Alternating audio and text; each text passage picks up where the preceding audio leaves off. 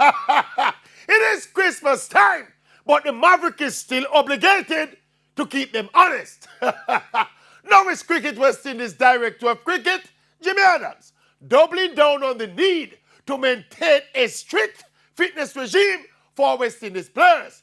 But here a catch, Jimmy now. It is the same Jimmy Adams and the same Cricket West Indies that gave exemptions to a 300-pound off spinner who can't even walk fast, much as to run to represent the West Indies.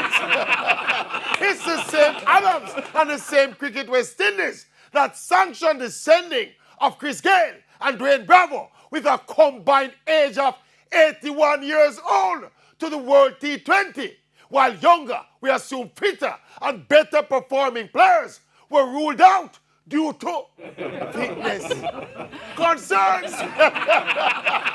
Jimmy and his friends at the board are just not getting it.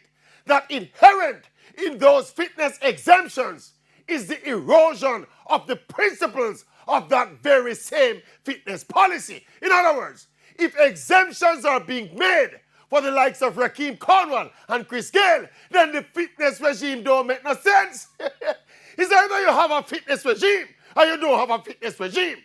And lastly, Jimmy, do West Indian players have a fitness problem or them have a quality problem? Merry Christmas, Jimmy! Ho, ho, ho!